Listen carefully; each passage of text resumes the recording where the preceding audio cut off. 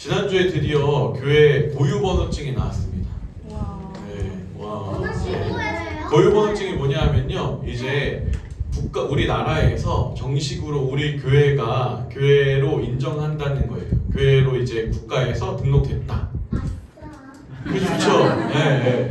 맞아요. 그래서 우리 지난주에 우리 교회 이름으로 된 통장도 만들고, 네, 네이버 맵에 뭐죠? 카카오 맵에 이제 등록하고 카카오 맵에 검색하면 나와요, 우리 교회. 맞아요.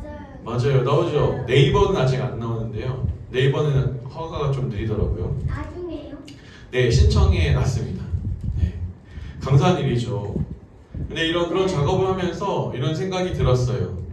국가에서 인정을 해줘야 교회가 되는 걸까? 우리 교회가 통장도 나오고 지도에 꼭 등록돼야 교회인가라는 질문을 해본 거죠. 물론 행정적인 거 굉장히 중요합니다. 그런데 건물이나 행정적으로 교회가 완성되지는 않습니다. 교회는요, 복음 안에서 함께하는 사람들이에요. 예수님 안에서 함께 모이고 함께 섬기고 사랑하고 용납하고 함께 하나님의 나라를 세워가는 공동체죠. 바로 우리들이에요. 그래서 오늘의 이 메시지가 굉장히 중요해요. 주일 예배 때마다요, 요즘은 이제 담장너와교회의 핵심 가치에 대해서 살펴보고 있습니다. 첫 번째가 담장 안으로였죠. 우리가 먼저 복음을 누리고 복음으로 자유하게 되고 기뻐하고 만족하고 또 이 귀한 복음으로 사람을 초청하는 공동체. 두 번째는 이 두 번째 가치는 담장을 넘어갈 준비를 하는 거죠. 우리는요, 담장 안에서 머물러 있지 않아요. 우리끼리 행복하고 즐겁게 살아가지 않습니다. 매일의 담을 넘고요, 또 우리 교회의 담을 넘어 세상으로 향해 나아갑니다. 담 안에서는요, 우리가 이제 예배하고 영성을 세워가고 공동체 안에서 사랑과 존중과 그 깊은 교제를 경험하게 되는 거예요. 그래서요, 그것이 충전이 되는 거죠. 밖에 나아갈 수 있는 힘을 얻게 되는 거예요. 그래서 오늘은 예수님 안에서 하나된 공동체에 대해서 살펴보려고 합니다. 먼저 복음은 우리를 공동체로 세워갑니다. 복음은 뭐라고요? 우리를 공동체로 세워가는 거죠. 1절에 보시면 그러므로 라고 시작합니다.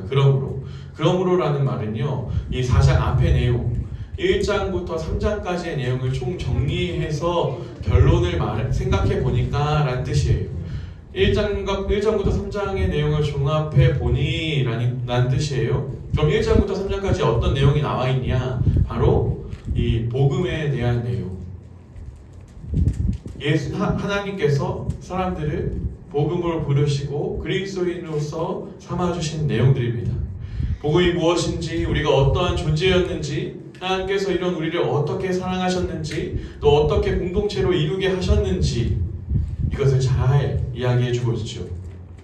이제 4장부터, 우리가 보는 4장부터는 이것을 다 종합해 보니까 이제 우리가 어떻게 살아가야 하는가, 구원에 합당한 삶은 어떤 삶인가 정리가 된다는 거죠.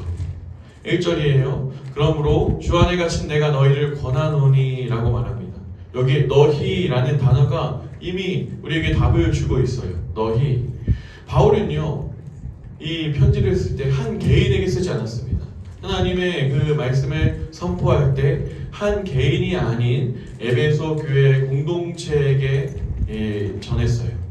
그 뒤에 또 너희가 부르심을 받은 일에 합당하게 행하여 라고 말합니다. 부르심이란 단어 자체가요, 에클레시아란 교회 그리스도와 밀접한 관계가 있습니다. 에클레시아가 교회란 뜻이잖아요.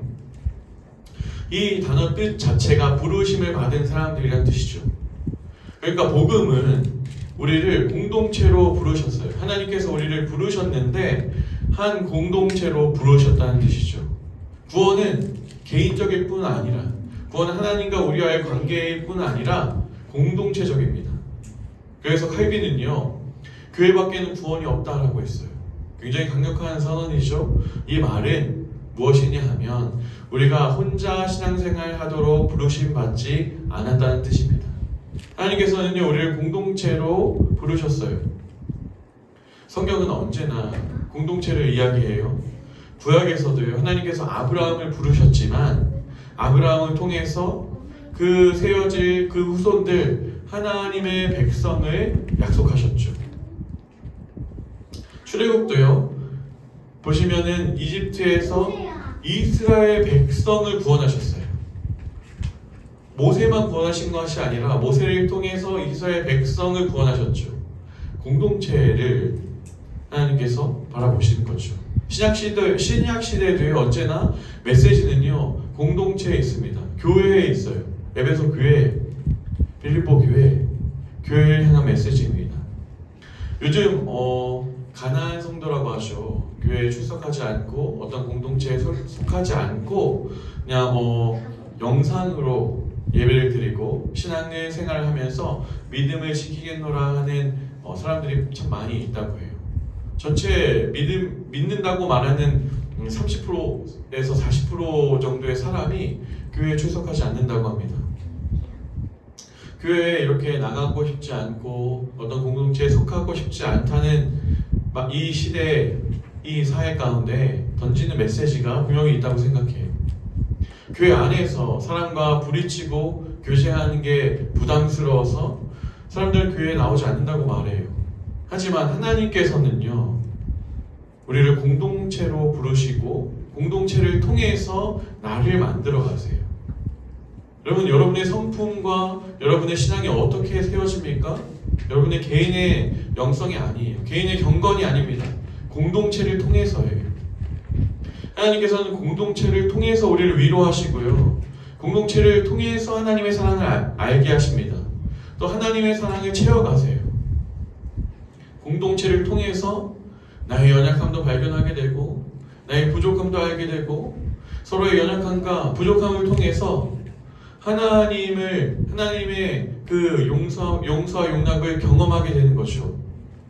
공동체 안에서 서로 울고 웃고 기도하면서 하나님의 나라를 세워가고 경험하게 됩니다. 복음은요 하나님과 우리를 연결시킵니다. 그뿐만 아니라 서로가 서로에게 연결되게 하고 받아들여지게 해요. 저도요 교회 공동체가 굉장히 좋습니다. 제가 신앙생활을 하면서 제 성품이 많이 변했거든요. 제 고등학교 때 모습과 지금의 모습은요 전혀 천지 차이예요.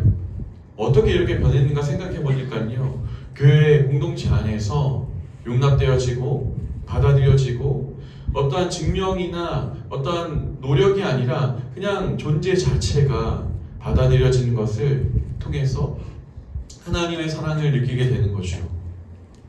여러분, 저는요 우리 담장너머 교회가 주님 안에서 안전하다고 느껴지는 교회가 되길 소망합니다.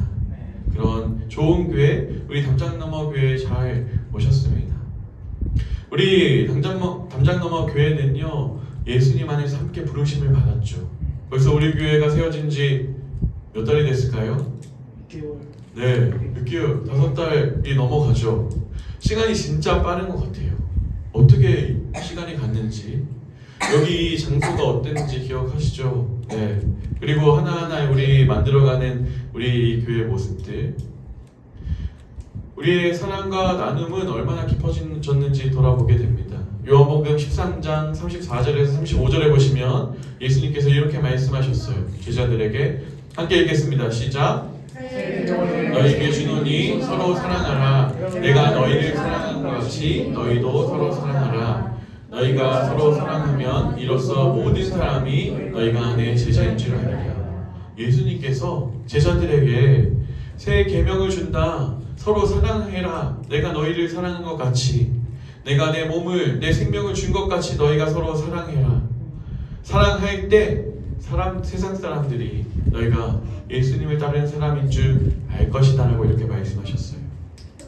우리는 정말로 주님의 사랑 안에서 깊이 교제하고 서로를 사랑하는 공동체가 되길 축복합니다. 그럼 우리가 이런 고민할 수 있죠. 어떻게 공동체를 세워갈 것인가? 우리는 어떻게 이 공동체를 만들어갈 것인가? 그런데요, 여기에는 이 질문에는 먼저 전제가 있습니다. 전제가 있어요. 3절이에요. 3절 한번 읽어볼까요? 평안에 매는 줄로 성령이 하나 되게 하신 것을 힘써 지키라. 아멘. 여기 보시면요, 여기 포인트가요, 이 성령이 하나 되게 하셨다라는 것이 포인트예요. 이미 하나 되게 하셨다라는 거죠. 이미 완료된 거예요. 우리는요, 이미 예수님 안에서 하나가 된 존재들이에요. 하나가 되었습니다. 한 공동체고요, 예수님의 한 몸입니다. 이미 우리는 한 가족이에요. 이미 예수님의 그 복음 안에서 일어난 일입니다. 하나 되게 하신 것을 힘써 지키라고 하셨어요. 하나죠. 그래서 우리가 하나 되게 해주세요라고 기도하기보다 우리 하나됨을 힘써 지키게, 우리가 하나됨을 힘써 지켜나가게 도와주세요, 지혜를 주세요라고 기도하는 것이 훨씬 더 좋은 기도죠. 우리는 이미 하나가 되었습니다. 여기 본문에 매는 줄, 평안에 매는 줄이라는 단어가 있는데요, 이 매는 줄은요, 인대라는 뜻이 있어요. 인대 그림 보여주시죠. 여기 보면요, 이게 무릎인 것 같은데요, 이 뼈와 뼈, 근육과 근육을 지탱하게 하고 연결시켜주는 것이 바로 인대입니다. 평안이 매는 줄이라는 게요, 이 인대라는 뜻이에요. 이 인대는요, 굉장히 큰 역할을 하죠. 인대가요, 끊어지면 힘을 쓸 수가 없어요. 네. 제가 작년에 청년들하고 놀다가 이 종아리 인대가 거의 끊어졌잖아요. 거의 파야 되는데, 그때 걷지도 못하고 이 발가락을 이렇게 꿈틀대지도 못하겠더라고요. 인대. 그때 그 인대가 굉장히 이렇게 중요하다는 것을 알았습니다.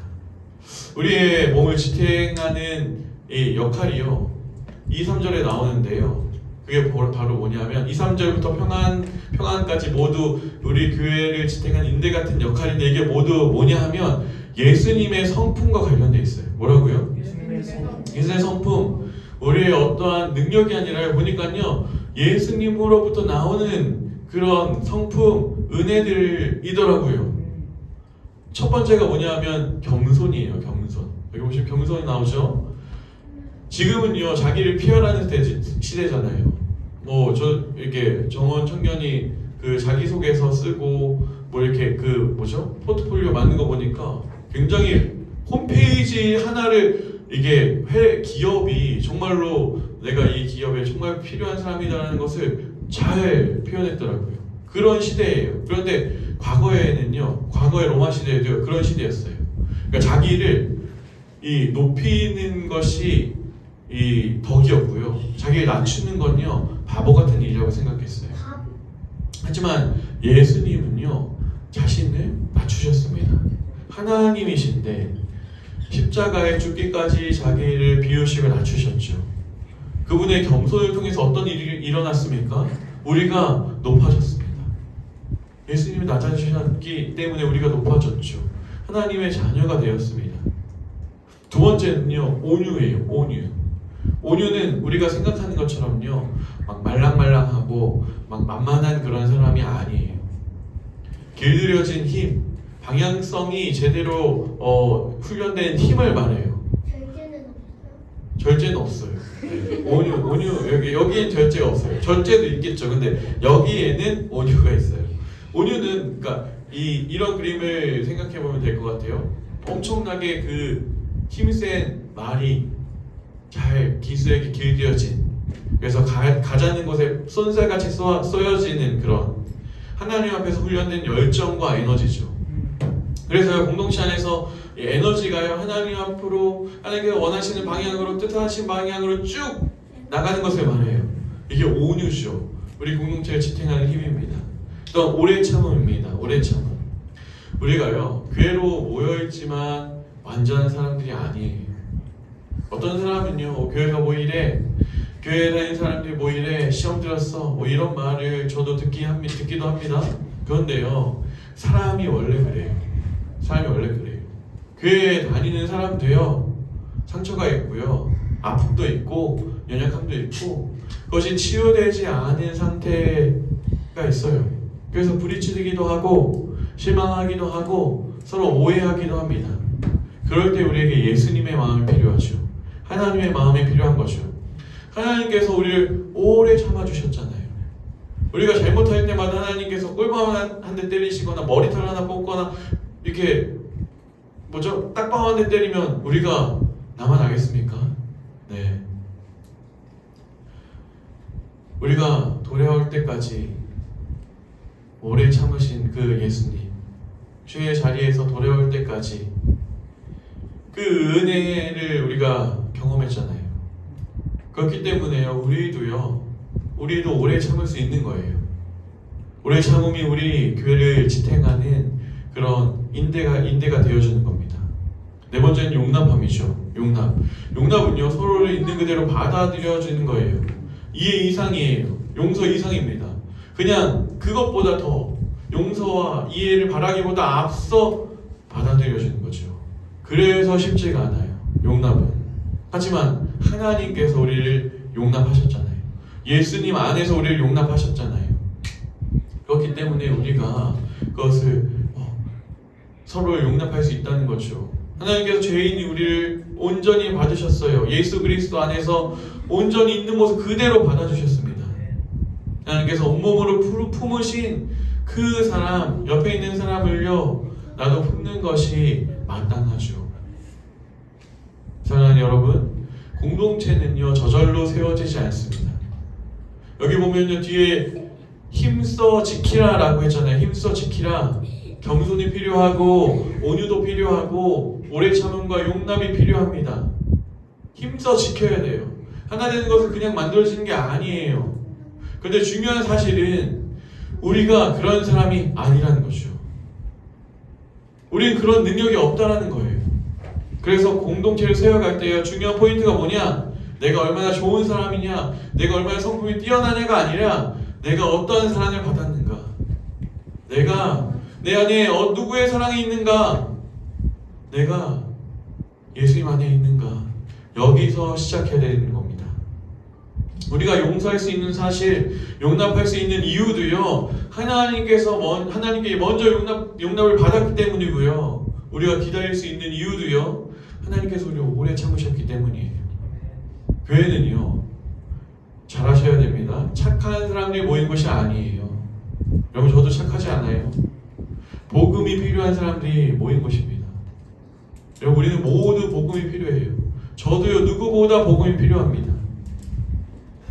그리고 그런 사람들이 함께 예수님을 바라볼 때 교회는 세상 속에서 가장 따뜻하고 세상이 볼 수 없는 공동체가 되어져 가는 거죠. 마지막으로요, 공동체는 같은 소망을 붙드는 사람들입니다. 우리 4절을 함께 읽어볼까요? 4절. 몸이 하나요 성령도 한 분이시니 이와 같이 너희 부르심의 한 소망 안에서 부르심을 받았느니라. 아멘. 여기 너희의 부르심의 한 소망이라고 하는데요, 우리 교회 부르심이 한 소망이 있다고 했는데요, 이 부르심은 종말론적 부르심입니다. 뭐냐, 쉽게 말해서 이 세상이 종착지가 아니다, 이 세상이 전부가 아니다, 다시 오실 예수님을 기다리며 완성될 하나님의 나라를 꿈꾸며 살아간다는 뜻이에요. 우리가 그 나라를 소망하는 사람들이란 뜻이죠.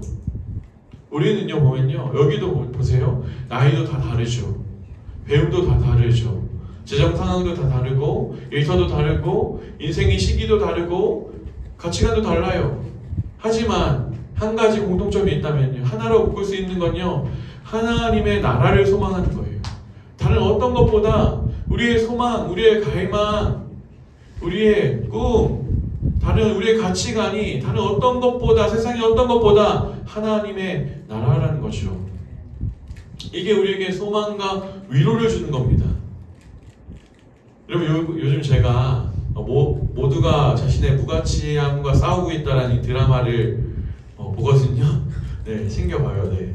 이게 아저씨랑 해방일지 쓴 작가가 쓴 드라마인데, 이렇게 막 재밌진 않는데요, 그런 이게 던져지는 메시지들이 있어요.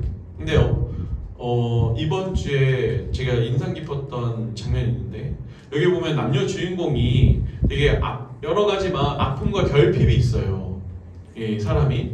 근데 두 사람 다 이 4,000명이 지원하는 감정을 알려주는 스마트워치를 차고 있어요. 그러니까 이게 실험하는 거거든요. 4,000명이 이 스마트워치에서 감정, 좋은 감정이 들면은 파란색이 들고, 뭐 이렇게 네거티브한 감정이 들면 빨간색이 들고 이런 감정선이 표시되는 거죠. 그런데 이 감정을 정리할 때 한 번은 남자 주인공이 워치가요 존재하지 않는 그런 감정이 뜬 거예요. 빨간색으로 굉장히 불안도도 높고 절망스럽고, 그러니까 사람들은 이 정의할 수 없는 그런 감정선이 표시됐어요. 그런데 그게 언제였냐 하면 남자 주인공 형이 있는데 두 번의 자살 시도를 이 동생이 말린 거예요. 두 번이 말렸을 때 그 감정이 나타났어요. 그런데 그 감정 그래프를 나타내는 사람이요, 이 4,000명 중에 딱 2명이 있는데 한 명이 남자 주인공이었고 한 명이 여자 주인공이에요. 서로가 몇 번인 걸 아는데 상대방의 이 이야기를 듣는 거예요. 몇 번 참가자도 이런 감정을 들었다. 이 여주는요, 어릴 때 어머니한테 버림받고 여러 가지 그런 버림받고 혼자라는 상황, 뭐 이런 비슷한 상황을 겪을 때 같은 감정 그래프를 느끼면서 코피를 흘려요. 그런데 이제 서로가 그런 감정을 겪었다는 걸 아는 거예요. 여주는요, 이 남자 주인공이 그 2번이나 되는 자기가 똑같은 감정을 느꼈다는 것, 남자 주인공은 이 여자 주인공이 매번 그런 자기와 같은 그 절망감과 힘든 감정을 느꼈다는데 이 긍휼함과 속상함이 몰려오는 거예요. 같은 감정을 공유했다는 것에 위로를 느끼는 거죠. 서로의 존재 자체가 위로가 되는 것입니다. 여러분, 이것을 우리에게 적용해 볼 수 있을 것 같아요. 세상에서는요, 돈, 성공, 명예, 결혼, 즐거움 이런 것을 따라가요. 모두 다 소중하게 여겨요. 모두 중요하게 여깁니다. 이게 이 중에 하나가 인생의 그런 목표와 갈망인 사람들이 굉장히 많아요. 그런데요, 나는요 이런 것보다 더 소중하게 있는 거예요. 더 원하는 게 있고요, 갈망이 있고 간절히 바라는 게 있는 거예요. 그런데 세상에는요 이런 사람들이 거의 없어요. 이야기해보면 전혀 다른 이야기하고 전혀 다른 것을 소망하고 있거든요.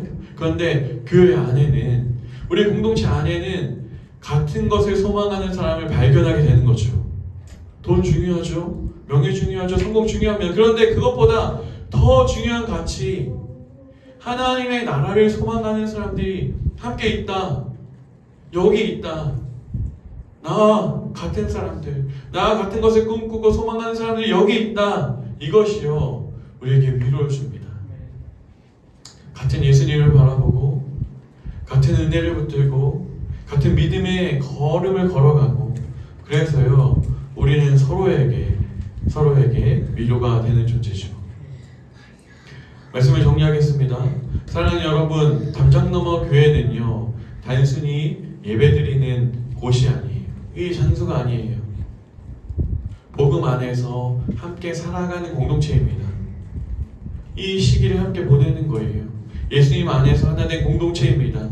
넘어질 때 붙잡아주고 지칠 때 위로하고 함께 울고 웃고 함께 하나님의 소망으로 걸어가는 예수님의 가족이죠.